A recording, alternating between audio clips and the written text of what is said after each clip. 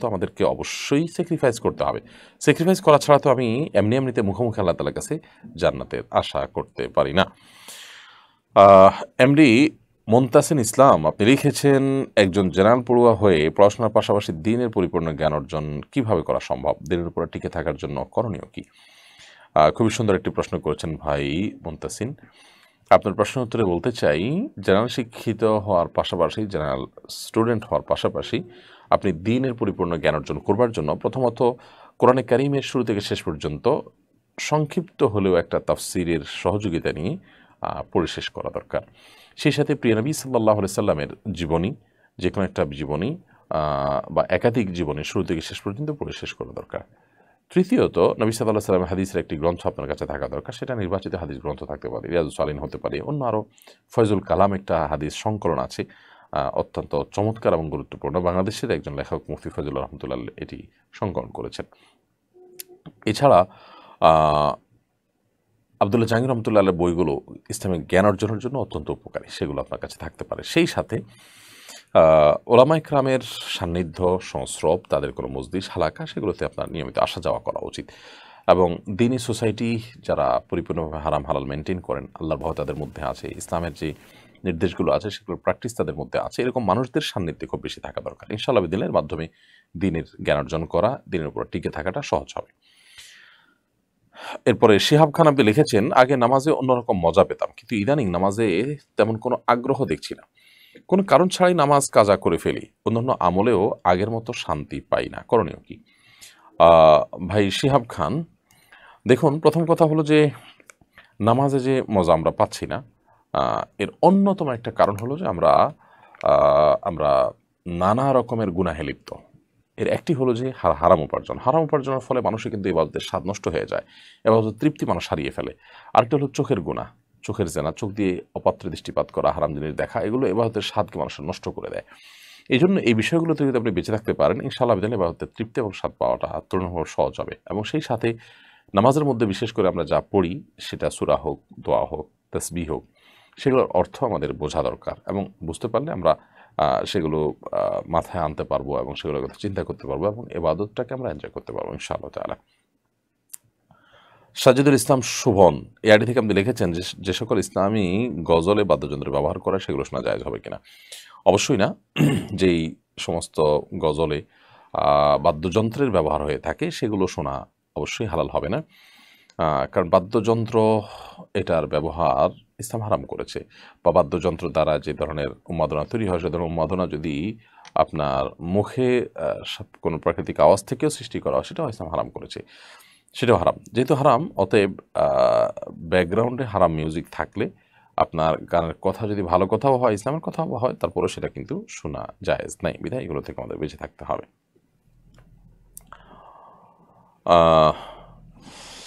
জান্নাতুল মামুন আপনি লিখেছেন, ইদানিং দেখছি মাদ্রাসায় পুরুষ শিক্ষক ধর্ষণ করছে, খুন করছে, এসব নিয়ে কেন আপনারা কথা বলেন না? তাদের বিচার কেন দাবি করেন না? বোন, আপনার প্রশ্নের উত্তর আমরা বলতে চাই, এ বিষয়ে যখনই আমাদের সামনে আসে আমরা কথা বলার চেষ্টা করি। আপনি আমাদের সম্পর্কে একটু ঘাটাঘাটি করলে বা আমাদের পেজে যদি একটু পেছনের দিকে যেতে থাকেন বা সার্চ দিতে থাকেন, ইনশাআল্লাহ বিদিনিল্লাহ এই বিষয়ে আপনি অনেক কিছু পেয়ে যাবেন।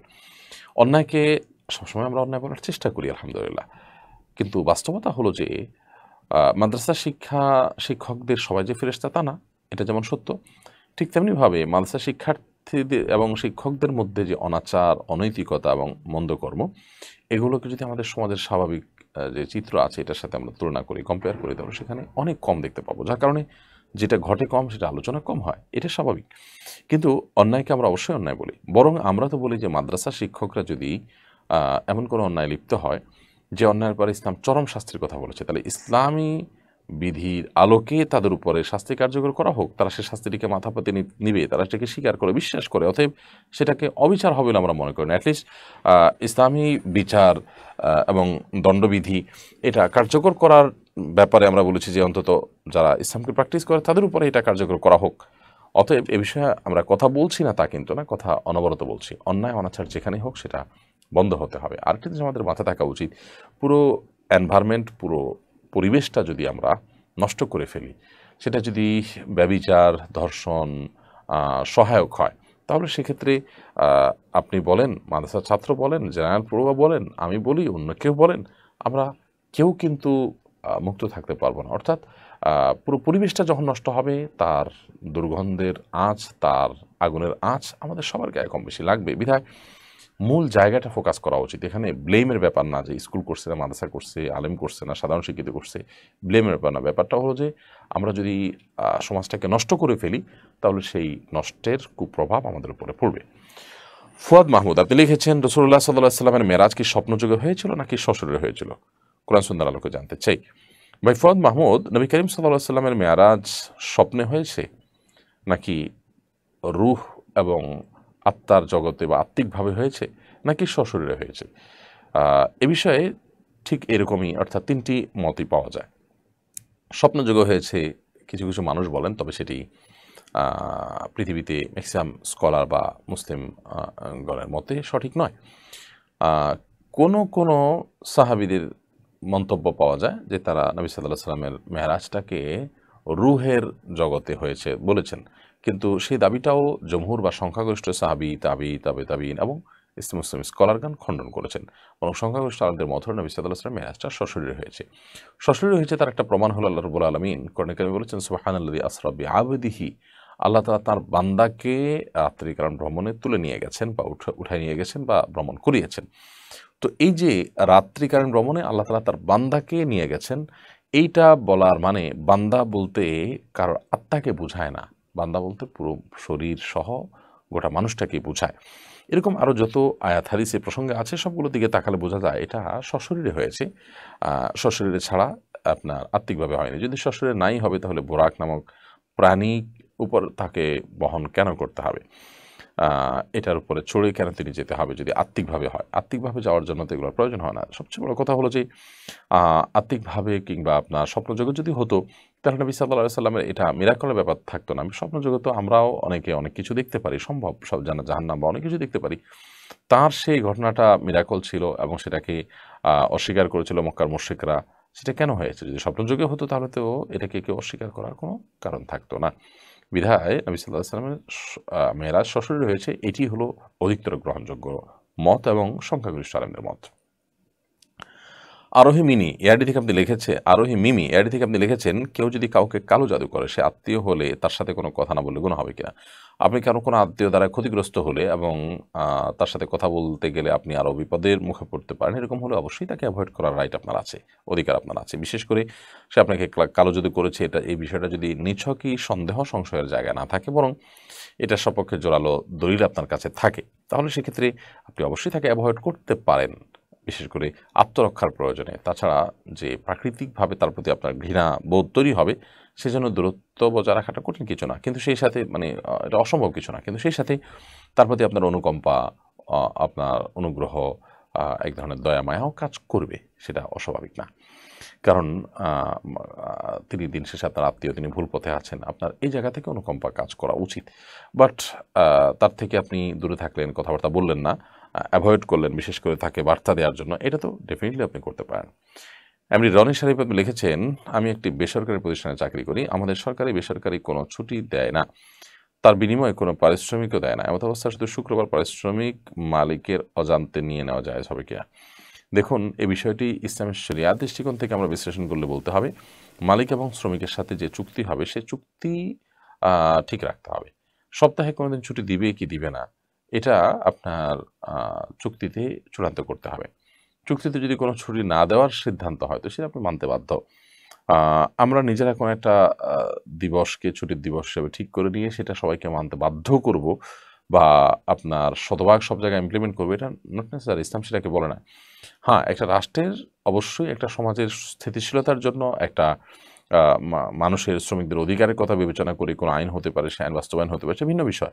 কিন্তু এক্সেপশন বলতে কিছু আছে। কোনো চাকরিতে ভিন্ন কোনো প্যাটার্ন থাকতে পারে, ভিন্ন কোনো ধরন থাকতে পারে, ভিন্ন কোনো কাজের চাপ থাকতে পারে। আপনি সেটা করতে তো বাধ্য না। আপনি যদি মনে করেন না আমার ছুটি ছাড়া চলবে না, তাহলে আপনি চাকরি করবেন না। কিন্তু চুক্তিতে যদি আপনার ছুটির উল্লেখ না থাকে, তাহলে আপনি ফাঁকি দিয়ে তার কাছ থেকে ছুটি নিতে পারেন। এটা মানুষের অধিকার ব্যাপার। দেখুন, ইসলামের চাইতে ব্রড, ইসলামের চাইতে মানুষের অধিকারের ব্যাপারে এত সচেতন আর কেউ নাই যে শ্রমিকের প্রতি আমি দয়া দেখাতে গিয়ে মালিকের অধিকার নষ্ট করলাম। এটা আমার নাই। চুক্তি করবে উভয়ে, এবং এই চুক্তি করতে কেউ কারোর সাথে বাধ্য না। আপনি বুঝে শুনে যখন কোনো কিছুকে মানবেন তখন সেটা আপনাকে মেনে চলতে হবে। আর যদি আপনি বুঝে শুনে কোনো কিছু মানেন, তারপরে মেনে নিয়ে চুক্তি করে এরপর আপনি সেটাকে মান্য না করেন, তাহলে সেক্ষেত্রে আপনি চুক্তি লঙ্ঘন করলেন এবং সে জায়গাতে সরে আসলেন। এজন্য ফাঁকি দিয়ে ছুটি আদায় করার কোনো সুযোগ নেই যদি এরকম ছুটির কথা চুক্তিতে না থাকে। রাহাত হোসেন আপনি লিখেছেন, অন্য ধর্মের মানুষের সাথে কাজ করি, ওনাদের টাকায় কি খাবার খাওয়া যাবে? অন্য ধর্মাবলম্বী মানুষের সাথে যদি কাজ করেন, ওনারা যদি আপনাকে খাবার অফার করেন হালাল টাকা হলে বা হালাল খাবার টাকা দিয়ে দিলে আপনি সেটা অবশ্যই খেতে পারেন, কোনো অসুবিধা নেই। প্রিয় দর্শক, দেখতে দেখতে আমরা অনুষ্ঠানের মাঝামাঝি পর্যায়ে চলে এসেছি। সময় হচ্ছে ছোট্ট একটি বিরতিতে যাওয়ার। আশা করছি বিরতির পর আমাদের সঙ্গেই থাকবেন। অসহায় দরিদ্রদের দারিদ্র্য দূরীকরণ ও স্বাবলম্বীকরণের লক্ষ্যে আসুন্নাহ ফাউন্ডেশন পরিচালনা করছে স্বাবলম্বীকরণ প্রকল্প। স্বাবলম্বীকরণ প্রকল্পের আওতায় এ যাবৎ প্রায় ৩,০০০ মানুষকে প্রশিক্ষণ ও স্বাবলম্বীকরণ উপকরণ প্রদান করা হয়েছে। আপনার জাকাতের অর্থে স্বাবলম্বী হতে পারে অসহায় দরিদ্র মানুষ। আসুন্নাহ ফাউন্ডেশনের জাকাত তহবিলে জাকাত পাঠাতে ভিজিট করুন www.asunnahfoundation.org/donate/zakat। বিরতির পর আবার আপনাদেরকে স্বাগতম জানাচ্ছি লাইভ অনুষ্ঠান শরঈ সমাধানে। আপনারা দেখছেন আসুন্নাহ ফাউন্ডেশন আয়োজিত সাপ্তাহিক সরাসরি প্রশ্নোত্তর অনুষ্ঠান শরঈ সমাধান ২১৪তম পর্ব। আব্দুল হাকিম লিখেছেন, শবে বরাতের কোনো বিশেষ আমল আছে কিনা? শবে বরাত যেটাকে আমরা বলছি সেটি কোরআন হাদিসের ভাষ্য অনুযায়ী মূলত লাইলাতুন নিসফ মিন শাবান বা শাবানের মধ্য রজনী। এই শাবানের মধ্য রজনীতে কোরআন এবং হাদিসের আলোকে বিশেষ কোনো করণীয় বর্ণিত হয়নি, বরং আল্লাহ রাব্বুল আলামিন এই রাতে হিংসুক এবং মুশরিক ছাড়া অন্য মানুষদেরকে ক্ষমা করেন, এমন বিভিন্ন হাদিস বর্ণিত হয়েছে। সে আলোকে একজন মানুষ নিজেকে হিংসা থেকে মুক্ত করার চেষ্টা করবেন, আল্লাহর ক্ষমার উপযোগী করার চেষ্টা করবেন। বাকি একেবারে পার্টিকুলার কোনো আমল, সুনির্দিষ্ট কোনো আমলের কথা আলাদা করে বলা হয়নি। যে সমস্ত আমলের কথা আমরা শুনতে পাই এগুলো বিশুদ্ধ কোনো হাদিস দ্বারা প্রমাণিত নয়। মেহেদী হাসান আপনি লিখেছেন, ঢাকার একটা স্কুলের ড্রেস কোডে টুপি সংযুক্ত থাকায় একজন লেখক ফেসবুকে ক্ষোভ প্রকাশ করে পোস্ট করেছেন, অথচ এই ঢাকারই আরেকটা বিখ্যাত কলেজের ড্রেস কোডে ক্রুশের চিহ্ন আছে বহু বছর ধরে। এ নিয়ে তাদের মাথা ব্যথা নেই। তাদের এই দ্বিচারিতা সম্পর্কে আপনার মন্তব্য কী? দেখুন ভাই মেহেদী হাসান, প্রথম কথা হলো যে আপনার নিজের প্রশ্নের মধ্যেই কিন্তু উত্তর রয়ে গেছে। অর্থাৎ স্কুলের ড্রেস কোডে টুপি থাকায় যাদের গাত্রদাহ হচ্ছে তারা ক্রুশের চিহ্ন থাকছে ড্রেস কোডে, সে ব্যাপারে তাদের কেন কোনো আপত্তি নেই। নিঃসন্দেহে এটা দ্বিচারিতা, নিঃসন্দেহে এটা ডাবল স্ট্যান্ডার্ড, এবং এই জাতীয় মানুষগুলো ডাবল স্ট্যান্ডার্ড মানসিকতা আমরা প্রায় দেখতে পাই, এবং এই ধরনের অবস্থান নতুন নয়। আপনি যে কোনো পোশাক পরতে পারবেন, সেটা শর্ট সংক্ষিপ্ত হলেও, বাট আপনি ধর্মীয় বিশ্বাসের জায়গা থেকে আপনি কোনো পোশাক পরতে পারবেন না, সেখানে তারা বাধা দিবে। তো এটা তো তাদের তথাকথিত যে মত প্রকাশের স্বাধীনতা বা ব্যক্তি স্বাধীনতা এবং ড্রেস কোডের স্বাধীনতা বা পোশাকের স্বাধীনতা, এটার পরিপন্থী। তারা যা বলে তারা নিজেরাই সেটার পর খেলাফ করে। এই মানুষগুলোর দ্বিচারিতা থেকে আল্লাহ তাআলা তাদেরকে রক্ষা করুন, আমাদের সমাজকে রক্ষা করুন। সৈয়দ মারুফ হাসান আপনি লিখেছেন, আমার বন্ধু খুব বেশি হাই তোলে, বিশেষ করে সালাত এবং খাবারের সময়। এর কি কোনো ধর্মীয় ব্যাখ্যা আছে? ভাই সৈয়দ মারুফ হাসান, খাবারের সময়, সালাতের সময় বা অন্য সাধারণ সময়তে অতিরিক্ত হাই তোলাটা, এটার ধর্মীয় ব্যাখ্যা আছে।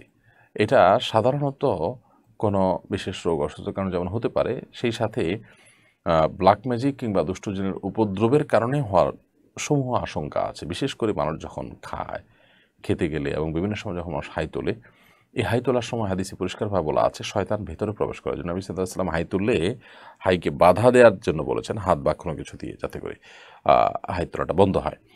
তো এটা অনেক সময় অবসাদের কারণে, ক্লান্ত শরীর থাকার কারণে, ঘুমের অভাবে হয়ে থাকে, সে বিষয়টা যেমন বাস্তব। এর পাশাপাশি কখনো কখনো মাত্রাতিরিক্ত হয়ে থাকে, এটা ঘুমের অভাবে হয় বা আপনার ক্লান্তির কারণে হয় সেটা না, বরং মানুষের শরীরে দুষ্ট জিন এবং শয়তান প্রবেশ করে হাই তোলার মধ্য দিয়ে। বিভিন্ন উপায় আছে, তার ভিতরে এটি অন্যতম। তো যার কারণে এটিকে নবী সাল্লাল্লাহু আলাইহি ওয়াসাল্লাম বন্ধ করার বা বাধা দেওয়ার চেষ্টা করতে বলেছেন, হাই তোলাটাকে। এরকম পরিস্থিতিতে ভালো করে রাকির শরণাপন্ন হওয়া যেতে পারে, অথবা রুকিয়া সম্পর্কে আপনি অনলাইনে জানাশোনা থাকলে বা একটু ঘাটাঘাটি করি আপনি রোকিয়া অ্যাপ্লাই করে দেখতে পারেন। ইনশাআল্লাহ বিদিন আশা করা যায় সুস্থতার দিকে যেতে পারেন। আমি আমার অভিজ্ঞতায় একাধিক মানুষকে এরকম দেখেছি আমার নিকটাত্মীয়র মধ্যেও, যারা এরকম হাই তুলতেন প্রচুর পরিমাণে। রুকিয়ার পর আলহামদুলিল্লাহ তাদের সে সমস্যার সমাধান হয়েছে। ফাতেমা ইসলাম হীরা এআইডি থেকে আপনি লিখেছেন, বাবা মা, ভাই বোন বা অন্য কেউ মৃত্যুর সময় যদি মেয়েদের পিরিয়ড চলে তাহলে কি তাদেরকে শেষ সময় ধরতে পারবে না? না, এরকম কোনো কথা নেই। পিরিয়ড অবস্থাতে কাউকে স্পর্শ করা যাবে না, বিশেষ করে মৃত মানুষকে স্পর্শ করা যাবে না, এরকম কোনো কথা নেই। কেউ যদি তার বাবা তার ভাই মৃত্যুর পর তাকে স্পর্শ করতে চান বা নাড়াচাড়া করতে হয়, তো সেক্ষেত্রে এই নাড়াচাড়া করাটা কোনো নাজায়েজ বিষয় না মাসিক অবস্থায়। এর কারণে হারাম হবে না আপনি নাড়াচাড়া করলে বা ধরলে। তবে নিছক আবেগের বশে আমরা অনেকে ধরি অথবা প্রয়োজনে ধরি, সেটা তো ডেফিনেটলি জায়েজ আছে, সেটা সর্বাবস্থায় জায়েজ আছে। তবে গায়রে মাহরাম যদি হয় তাহলে অবশ্যই সেটি করবে না। কোনো গায়রে মাহরাম নারী গায়রে মাহরাম পুরুষকে স্পর্শ করবে না। এফ এ হাসান চৌধুরী লিখেছেন, আমি প্রাইমারি পর্যায়ের কয়েকটি ছাত্রকে প্রাইভেট পড়াই। তাদেরকে আমি পর্যাপ্ত পরিমাণ সময় দিয়ে থাকি। তারা পড়ায় ফাঁকিবাজি করে। এ কারণে আমার জন্য টাকা নেওয়া হারাম পর্যায়ের পড়বে কিনা? প্রথম কথা হলো যে তারা ফাঁকি ঝুঁকি দিলে তো আপনার টাকা নেওয়া হারাম হবে না, কিন্তু আপনি আপনার চেষ্টার সবটুকুন করবেন এবং অভিভাবকদেরকে রিপোর্ট করবেন। এরপরও যদি তাদের অবস্থায় বহাল থাকে, অভিভাবকদেরকে আপনি রিপোর্ট করলেন, আপনার দায়িত্ব আপনি পালন করেছেন, এটার মাধ্যমে আপনার উপার্জন হালাল হবে ইনশাআল্লাহ তাআলা। আর যদি আপনি নিজে ফাঁকি দেন এবং তাদের ফাঁকি দেওয়াটাকে এনজয় করেন, সুযোগ হিসেবে গ্রহণ করেন, তাহলে সেক্ষেত্রে অবশ্যই আপনার সে টাকা হালাল হওয়া নিয়ে প্রশ্ন উঠবে এবং সেক্ষেত্রে আপনার দায় চলে আসবে। এমনি শহীদুল ইসলাম লিখেছেন, স্বপ্নদোষ হলে জেগে যাওয়ার পর তাৎক্ষণিক গোসল না করে বিলম্ব করলে গুনাহ হবে কিনা? বিলম্ব করলে বড় কোনো গুনাহ হবে না। আপনি ফজরের আগ পর্যন্ত গোসল করে ফেললেন যদি রাতের স্বপ্নদোষ হয়। যখনই স্বপ্নদোষ হয় পরবর্তী যে নামাজ আছে তার আগে আগে আপনি গোসল করলে আপনি দায়মুক্ত হয়ে যাবেন। অতএব বিলম্ব করলে আপনি হারাম এ লিপ্ত হলেন, কবিরা গুনাহ করেছেন, এই পর্যায়ের গুনাহ হবে না। ব্যাপারটা সেরকম না। তবে একান্ত প্রয়োজন না হলে এরকম বিলম্ব না করাটা উত্তম, বেটার। একটা হলো যে ফরজ ওয়াজিবের গণ্ডি, আরেকটা হলো উত্তম অনুত্তমের গণ্ডি। একটা হলো যে শুধুমাত্র কোনো রকম মুসলমান হলাম, আরেকটা হলো যে ভালো মুসলমান হলাম। ভালো মুসলিম হতে হলে অবশ্যই আপনার এটা বিলম্ব না করে খুব দ্রুততার সাথে গোসল করে ফেলা উচিত, এবং যদি আপনি বিলম্ব করতে চান সেক্ষেত্রে অজু করে তারপর ঘুমাবেন, এরপর উঠে গোসল করে নেবেন, এটা উত্তম। অপবিত্র অবস্থা যত কম সময় থাকা যায় ততই বেটার।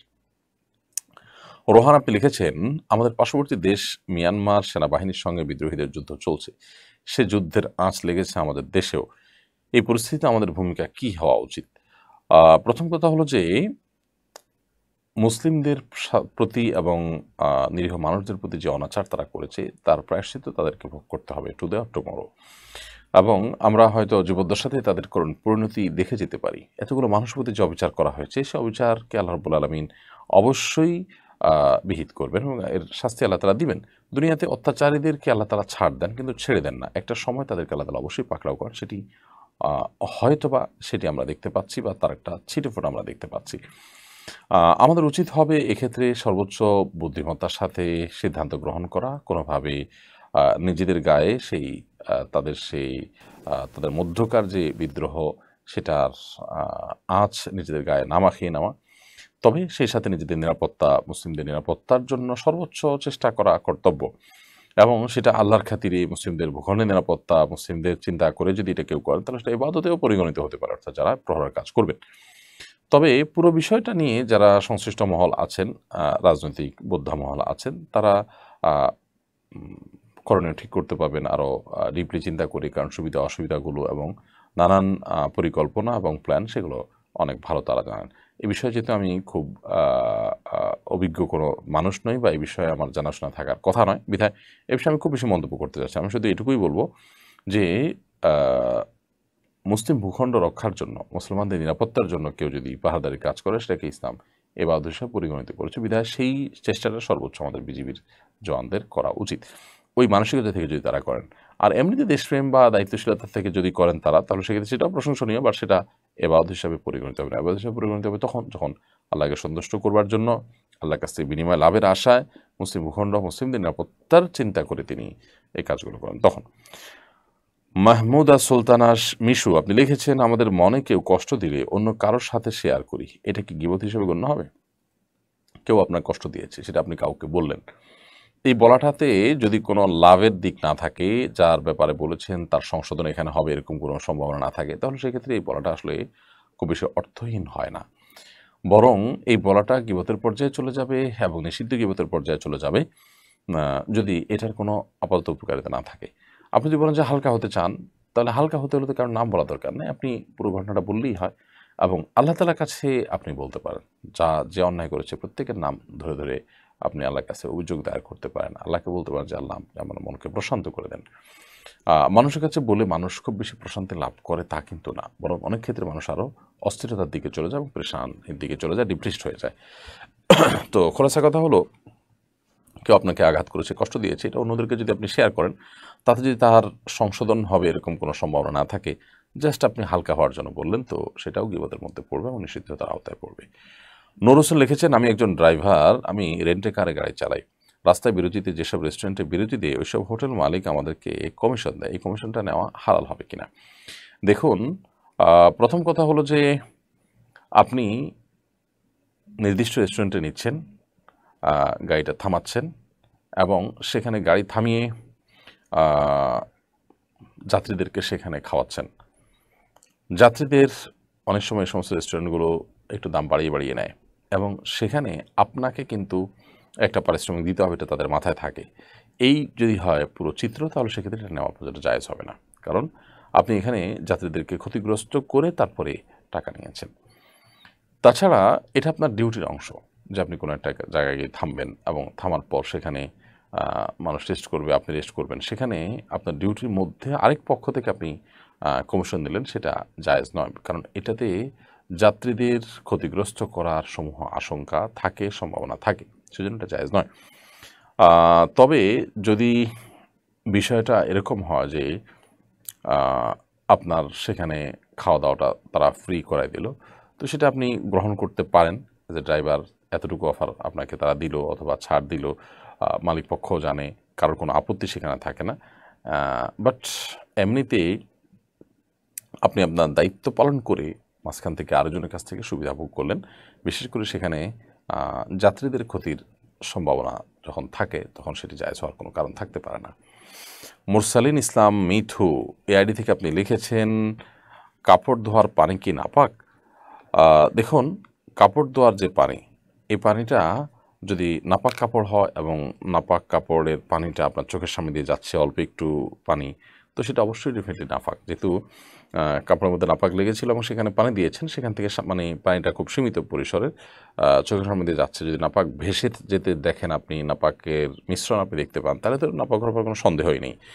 আর যদি আপনি নাপাক নাও দেখেন, তারপরও যেহেতু পানিটা অল্প এবং নাপাক পানিটা যাচ্ছে বিধায় সেটা নাপাক। বাট ছিটা যদি আসে, তাহলে সেক্ষেত্রে এর কারণে নাপাক হবে না, বিশেষ করে সুইয়ের আগার মতো যে ছিটাগুলো আছে, এগুলোর কারণে শরীর বা কাপড় নাপাক হবে না। এটুকু মাফ, কারণ এটি মানুষের সাধ্যের বাইরে এবং অনেকটা কষ্টসাধ্য এগুলো থেকে বেঁচে থাকা। বাট মোটা দাগে ওই পানিগুলো যাতে গায়ে এবং কাপড়ে না মাখানো হয়, সেটা খেয়াল করতে হবে। মামুন মিয়া লিখেছেন, আমি একজন মুক্তিযোদ্ধার সন্তান, আমার বাবা মারা যাওয়ার পর আমার মা ভাতা পান, ভাতার পরিবর্তে আমরা লোন নিতে পারবো, লোন কি সুদ হবে? আমি ঠিক জানি না যে লোন কিভাবে দেওয়া হয় সেখানে। ভাতা যদি আপনি নেন, তো সেটা তো নাজায়েজ হবে না। সরকার যদি তার কোনো নাগরিককে তার কোনো কাজের স্বীকৃতিস্বরূপ তাকে তার ফ্যামিলিকে ভাতা দেয় রাষ্ট্রীয় কোষাগার থেকে, এটা নাজায়েজ কোনো বিষয় না, বিধায় আপনি মুক্তিযোদ্ধা ভাতা নিতে পারেন। কিন্তু ভাতা না নিয়ে আপনি যদি লোন নিতে চান, তো সেই লোনটা যদি সুদমুক্ত লোন হয়, যে আপনি যা দিলেন সেটাই পরিশোধ করবেন, কেটে কেটে আবার রেখে দেওয়া হয় বা মাসে মাসে আপনাকে পরিশোধ করতে হবে, তাহলে সেটাতে কোনো অসুবিধা নেই যদি আপনি এরকম লোন নেন। কিন্তু যদি সুদভিত্তিক লোন হয়, তাহলে সেটা ডেফিনেটলি নেওয়া হারাম হবে। এমডি মিজানুর রহমান আপনি লিখেছেন, রমজানে ইমাম সাহেব ফরজ নামাজ খুবই ধীর গতিতে পড়ান, কিন্তু তারাবির সময় অনেক দ্রুত পড়ান। এমত অবস্থায় আমি কি জামাতে তারাবি পড়বো নাকি একাকি পড়বো? দেখুন, এই তাড়াতাড়ি তারাবি পড়ানোর সীমানাটা কতটুকু? যদি তাড়াতাড়ি বলতে আপনি এত তাড়াতাড়ি পড়ানোর কথা বলেন যে কিছু বোঝা যায় না, অর্থ বিকৃত হওয়ার সম্ভাবনা থাকে, তাহলে সেক্ষেত্রে ডেফিনেটলি আপনি এটা অ্যাভয়েড করবেন, ওই জামাতে পড়বেন না, অন্য কোনো জামাতে পড়বেন, একাকি না পড়ে উত্তম হয় অন্য কোনো জামাতে একটু দূরে গিয়ে হলেও পড়বেন। আর যদি সেরকম সুযোগ না থাকে তো নিজেরা জামাত করবেন বা একা একা পড়বেন। কিন্তু একটু গতিতে পড়া হচ্ছে, বাট সেটার কারণে বুঝতে অসুবিধা হচ্ছে তা না, বা অর্থ বিকৃত হচ্ছে সেটাও না, একটু গতিতে হচ্ছে, এই অজুহাতে আপনি একা একা পড়বেন জামাত ত্যাগ করে, সেটা করা উচিত না। যদিও তারাবির জামাতটা পাঁচ ওয়াক্ত জামাতের মধ্যে এরকম গুরুত্বপূর্ণ না। তারাবির জামাতটা যদি কেউ মিস করে, তার পাঁচ ওয়াক্ত নামাজের জামাত মিস করলে যেরকম সে গুনাহগার হবে এবং নবী সাল্লাল্লাহু আলাইহি ওয়াসাল্লামের সতর্কবাণী রয়েছে, এক্ষেত্রে সেটা কিন্তু ওরকম না। বিধায় আপনি যদি স্যাটিসফ্যাকশন লেভেলের না থাকে আপনি এটা করতে পারেন, একা একা পড়তে পারেন। কিন্তু অনেক সময় শয়তান আমাদেরকে ধোঁকার মধ্যে ফেলে দেয়। সামান্য একটু স্পিড হচ্ছে, এটার কারণে হয়তো কোয়ালিটিতে একটু কমতি হয়েছে। কিন্তু আপনি যখন একাকী পড়বেন তখন তো আপনি পুরো খতম থেকে বঞ্চিত হবেন। আপনি অনেক কিছু থেকে বঞ্চিত হবেন। বিধায় পুরো পরিস্থিতিটাকে দেখে তারপরে ডিসিশন নিতে হবে। এমনি মিজানুর রহমান লিখেছেন, রমজানে ইমাম সাহেব ফরজ নামাজ খুবই, সরি আবার প্রশ্ন তো দিয়েছি। জোনাকি ইয়ারি থেকে আপনি লিখেছেন ৭ই ফেব্রুয়ারি কোনো মুসলিম মারা গেলে ৮ই ফেব্রুয়ারি দাফন, ৯ ফেব্রুয়ারি মেজবান করা কি জায়েজ হবে নাকি হারাম হবে? মানুষ মারা যাওয়ার পর যত দ্রুততার সাথে সম্ভব তাকে দাফন করা উচিত। যেদিন মারা গেছে তার মারা যাওয়ার সময় যত অল্প সময়ের মধ্যে সম্ভব তাকে দাফন করা উচিত। সেখানে একদিন পরে যদি দাফন করা হয় কোনো যৌক্তিক কারণ না থাকলে এটা এরকম করাটা উচিত না। বিশেষ করে অমুক আসবে তমুক আসবে, একদম ফার্স্ট ব্লাডের লোক ছাড়া অন্যদের জন্য এরকম লেট করানো উচিত না। নবী সাল্লাল্লাহু আলাইহি ওয়াসাল্লাম বলেছেন, আসরাউ বিল জানাজা, তোমরা জানাজা খুব দ্রুততার সাথে করো, লাশ দাফন জানাজা এগুলোতে বিলম্ব করা উচিত নয়, সেটা করা উচিত আমাদের। আর মানুষের মৃত্যুর পর, দাফনের পর তথাকথিত মেজবান ইত্যাদি নামে যে আপনার খাবার অনুষ্ঠানের প্রচলন আমাদের দেশে আছে, এটি কোরআন এবং হাদিসের আলোকে প্রমাণিত না, বরং এটি হিন্দুদের যে শ্রাদ্ধ আছে সেটার একটা ফটোকপি মাত্র। তারা শ্রাদ্ধের মাধ্যমে যে কাজটা করে থাকি ওইটাই আমরা একই সমাজে বসবাসের কারণে আমাদের মধ্যে চলে আসছি। বিধায় সে বিষয়ে আমাদের সতর্ক থাকতে হবে এবং এগুলোকে অ্যাভয়েড করতে হবে। এমনি টিপু আপনি লিখেছেন, আগদ না পড়িয়ে শুধু কাবিন করে রাখলে কি বিয়ে কমপ্লিট হবে? আগদ পড়াননি, কাবিন করেছেন, তো সেখানে কাবিনের মধ্যে কি আছে? যদি সেখানে লেখা থাকে যে আমি প্রস্তাব করলাম, আবার অপরপক্ষে লেখা থাকে আমি কবুল করলাম, এরপর দুজন স্বাক্ষর করে থাকেন, তাহলে বিয়ে হয়ে যাবে। আর যদি সেখানে শুধুমাত্র স্বামীর ঘরে স্বামীর নাম, স্ত্রীর ঘরে স্ত্রীর নাম লেখা থাকে আর ওখানে স্বাক্ষর করে, তাহলে বিয়ে হবে না। অর্থাৎ এই কাবিনে কোনো ভ্যালু নেই। সেক্ষেত্রে বিয়েটা নতুন করে পড়াতে হবে। কাবিনের মধ্যে যদি এক পক্ষের প্রস্তাবের কথা উল্লেখ থাকে স্পষ্ট, অন্য পক্ষ সেটা গ্রহণ করার কথা উল্লেখ থাকে, দেন সেখানে লেখালেখি হয়ে যায়, মুখ উচ্চারণ না করলেও বিয়ে হয়ে যাবে। বাট সেরকম লেখা না থাকলে শুধুমাত্র স্বামীর ঘরে স্বামী, স্ত্রীর ঘরে স্ত্রী, সাক্ষীর ঘরে সাক্ষী থাকলো আর সবাই স্বাক্ষর করলো, এটাতে কিন্তু বিয়ে হবে না। বিধায় সেক্ষেত্রে আগদ হওয়া জরুরি। তো আগদ হওয়াটা সুন্নাহ, আগদ হবে এরপরে কাবিন হবে। আর যদি কাবিনের মধ্যে যেরকমটি বললাম যে আগদের মতো যদি থাকে কাবিনের মধ্যে উল্লেখ, তাহলে সেটাই আগদ হিসাবে বিবেচিত হবে এবং বিয়ে হয়ে যাবে। এরপরে নাজলি ইলমাজ এর থেকে আপনি লিখেছেন, বদনজর থেকে বাঁচার উপায় কি? বদনজর থেকে বাঁচার উপায় হলো প্রথমত যারা বদনজর দিতে পারে তাদের চোখ এড়াবার চেষ্টা করা। যে জিনিসগুলো খুব বেশি রিস্কি হতে পারে, অনেক মানুষের নজরে পড়ে বদনজর হতে পারে, সেই জায়গাগুলো থেকে যত সম্ভব দূরে থাকার চেষ্টা করা। এরপরও আপনার যদি এরকম জায়গায় আমাকে যেতে হয়, উপস্থাপিত হতে হয়, তাহলে সকাল সন্ধ্যার দোয়াগুলো পড়া এবং এ জাতীয় ক্ষয়ক্ষতি থেকে বেঁচে থাকার জন্য আল্লাহর কাছে পানা চাওয়া, সেই কাজগুলো কন্টিনিউয়াসলি করা উচিত।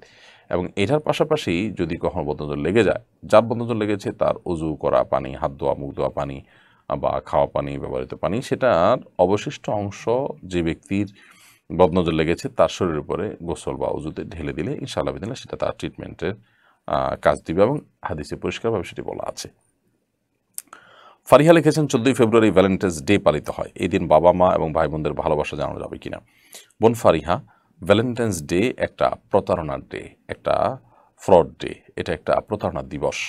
কারণ ভ্যালেন্টাইন্স ডের অর্থ, সেন্ট ভ্যালেন্টাইন্স ডের অর্থ হলো সাধু ভ্যালেন্টাইন্স ডে। খ্রিস্টানদের ধর্মযাজক সেন্ট ভ্যালেন্টাইন্সের ডে, এটা খ্রিস্টানদের একটা ধর্মীয় দিবস। সেটিকে একটি সেকুলার দিবসে পরিণত করে সব ধর্মের মানুষদেরকে সেটা পালন করাবার জন্য বাণিজ্যিক উদ্দেশ্য ধান্দা থেকে আপনার এটাকে তথাকথিত ভালোবাসার দিবস হিসাবে আমাদের আমদানি করা হয়েছে। ইভেন ইংল্যান্ডেও এই দিবস একসময় পালন করা হতো না এভাবে মাঝে। তখন গিফট আইটেমের ব্যবসায়ীরা ফেব্রুয়ারি মাসে সেখানে যে বরফ ইত্যাদি পড়ে থাকে, সেই রকম একটা পরিস্থিতিতে এই দিবসটাকে নতুন করে তারা প্রতিষ্ঠিত করবার চেষ্টা চালায়, অব্যাহত করে রাখে এবং এটি ছিল তাদের বাণিজ্যিক যে ধান্দা টার্গেট তার অংশ। তো ভ্যালেন্টাইন্স ডেকে ভালোবাসা দিবস আমরা বলছি। ভালোবাসা দিবসের ইংরেজি তো ভ্যালেন্টাইন্স ডে না, তার ইংরেজি হলো লাভ ডে। তো এটা তো লাভ ডে না, বিধায় এই অনুবাদের ক্ষেত্রে এক ধরনের প্রতারণার আশ্রয় নেওয়া হয়েছে মুসলমানদের সন্তান অন্য ধর্মাবলম্বীদেরকে দিয়ে খ্রিস্টানদের কাজ করাবার জন্য। ব্যাপারটা অনেকটা সরস্বতী পূজাকে শিক্ষা দিবস হিসাবে যদি ঘোষণা দিয়ে এবং মুসলমানদেরকে সেটি করতে বাধ্য করে, ব্যাপারটা সেরকম অনেকটা। দ্বিতীয়ত, এটা যদি সত্যিকারের ভালোবাসা দিবসই হতো তাহলে সেক্ষেত্রে মা বাবা সন্তান সন্ততি সবার পারস্পরিক ভালোবাসাগুলো বিনিময় দিন হতো, কিন্তু সেটা কোথাও হয় না পৃথিবীতে। যত অনৈতিক এবং অবৈধ সম্পর্ক আছে সেগুলোর আদান প্রদান, সেগুলোর প্রকাশ এই দিনে হয়ে থাকে। বিধায় এটাকে ভ্যালেন্টাইন্স ডে না বলে আমরা প্রতারণা দিবস বলতে পারি, বা ইলিগাল ভালোবাসা দিবস বলতে পারি, হারাম অবৈধ সম্পর্কের দিবস বলতে পারি। স্বামী স্ত্রীর মধ্যকার বা ভাই বোনের বা নিজেদের মধ্যকার ভালোবাসাগুলো এই দিনকে কেন্দ্র করে উপস্থাপন করা ডেফিনেটলি উচিত না, কারণ সেটার মাধ্যমে এই দিনকে যারা এস্টাবলিশ করতে চায়, অবৈধ ভালোবাসাকে যারা প্রমোট করতে চায়, আপনি তাদের কাতারে সামিল হলেন বা তাদের কাজটা কে সহজ করার জন্য আপনি উদ্যোগী হলেন। আপনার ভালোবাসা আদান প্রদানের জন্য সারা বছরই আপনি চেষ্টা করবেন, সেটা ভিন্ন বিষয়।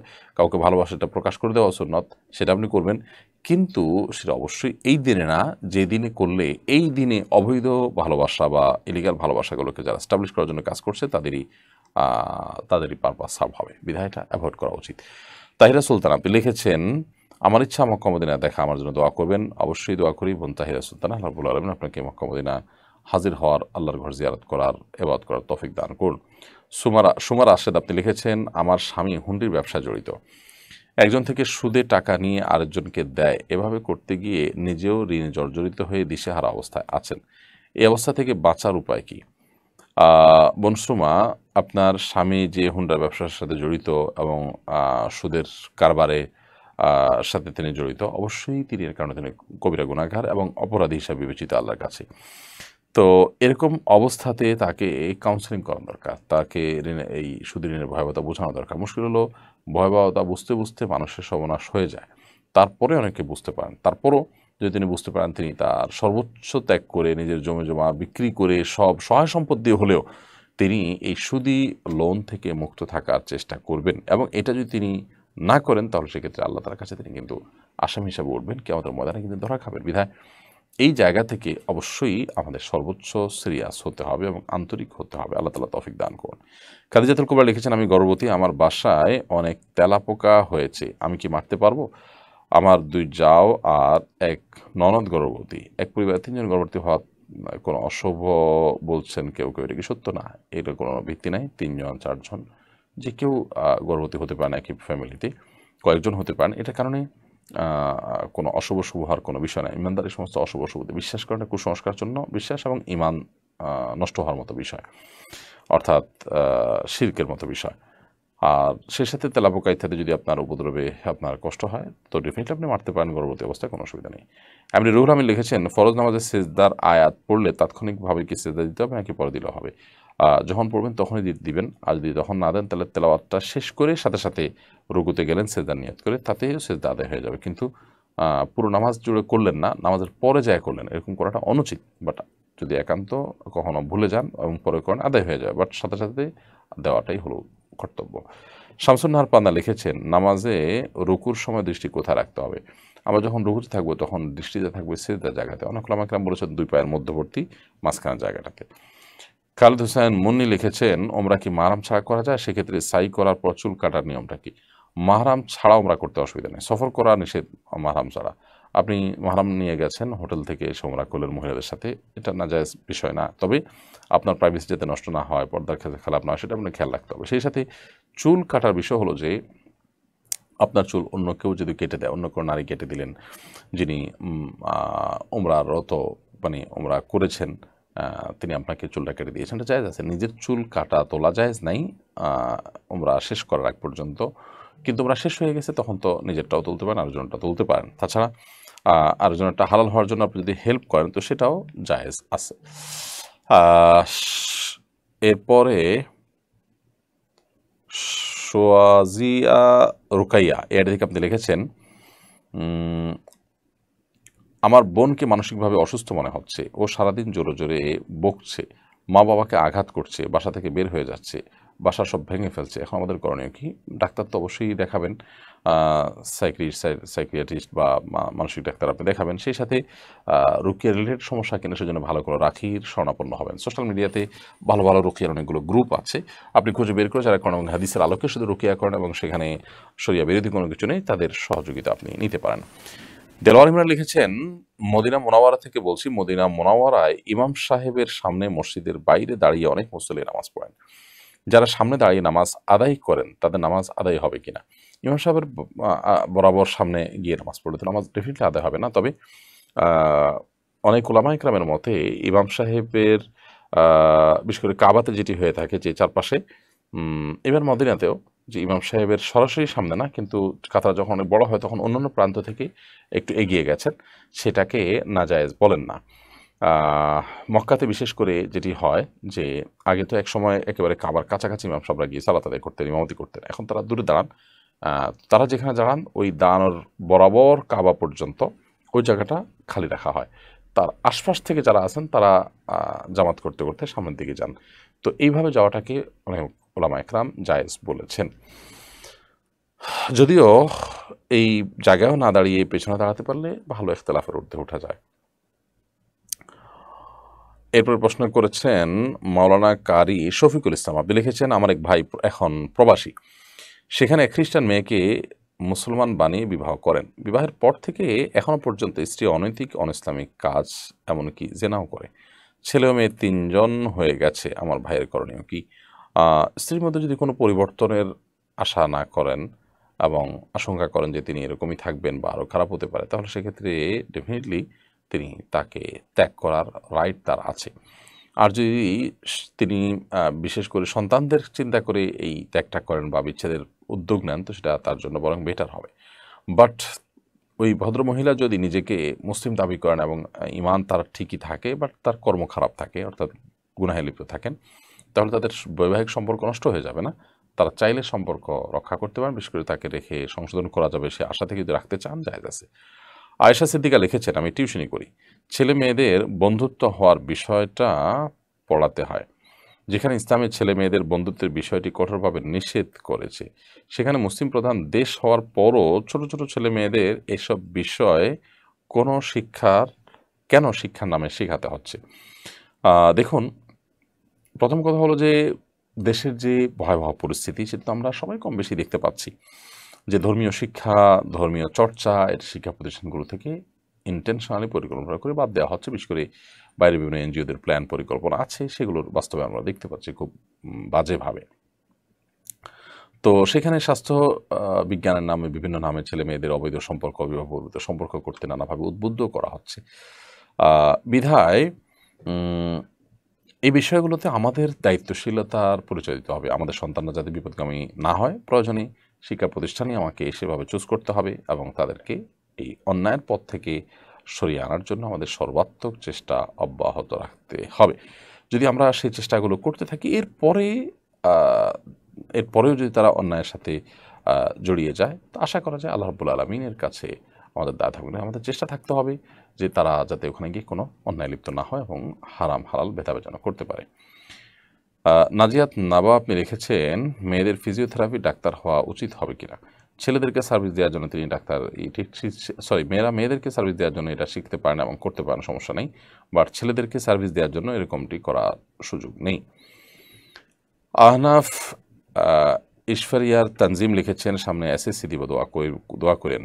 অবশ্যই দোয়া করি, আমাদের অনেক বন্ধু, অনেক ছোট ভাই ব্রাদার, অনেক সন্তানতুল্য পরীক্ষার্থী আছেন যারা এসএসসি অথবা দাখিল পরীক্ষা দিবেন। আমরা দোয়া করি আল্লাহ তাআলা তাদেরকে সততার সাথে, নীতি এবং আদর্শের সাথে, নিষ্ঠার সাথে পরীক্ষা দেওয়ার তৌফিক দান করুন এবং তাদের পরীক্ষাকে আল্লাহ তাআলা সহজ করুন, দুনিয়া আখিরাতের সব পরীক্ষাকে আল্লাহ তাআলা সহজ করুন।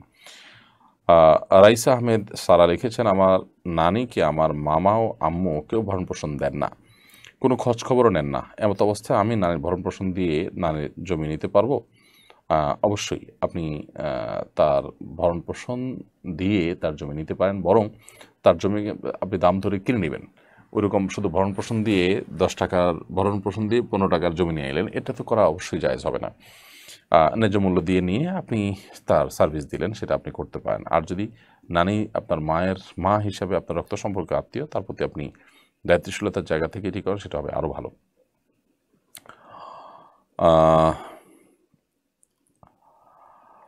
আলহামদুলিল্লাহ, আমরা অনেকগুলো প্রশ্নের উত্তর দিয়েছি প্রিয় দর্শক। দেখতে দেখতে আমরা অনুষ্ঠানের একেবারেই শেষ প্রান্তে চলে আসছি। আপনাদের অনবরত প্রশ্ন আসছে এবং অনেক প্রশ্ন এখনও আছে যেগুলোর উত্তর আমরা আসলে দিতে পারি নাই। ইনশাআল্লাহ বিদিনল্লাহ আমরা আরও কয়েকটা প্রশ্ন তো দিচ্ছি, তবে যেগুলোর উত্তর দিতে পারছি না অফিস টাইম ইনশাআল্লাহ আপনাদেরকে আগামীকালকে রিপ্লাইয়ের মাধ্যমে উত্তর দেওয়ার চেষ্টা করা হবে।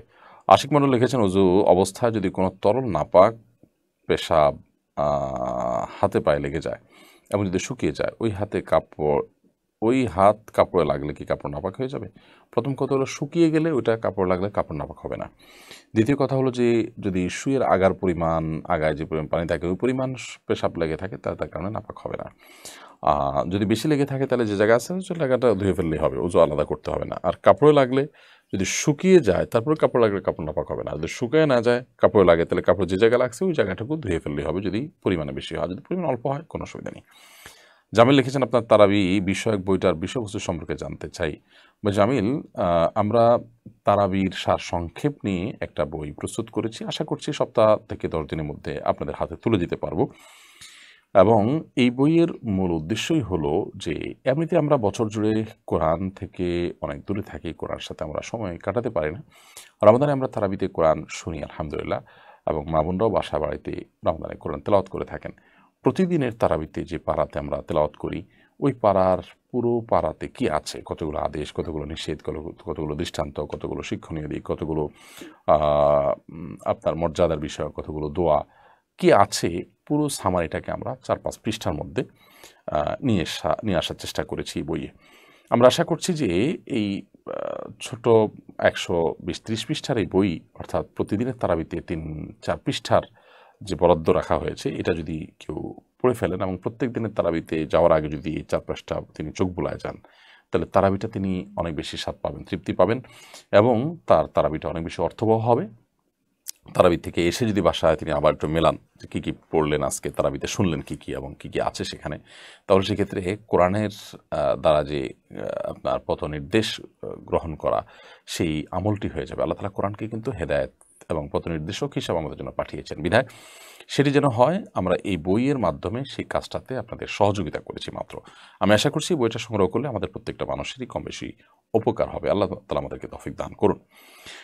আফিয়া ফাহমিদা লিখেছেন, শাহাদাতের মৃত্যু যন্ত্রণা পিঁপড়ার কামড়ের সমান, কিন্তু মহানবী সাল্লাল্লাহু আলাইহি ওয়াসাল্লাম মৃত্যু যন্ত্রণা অনুভব করেছেন, এবারে যদি বলতেন।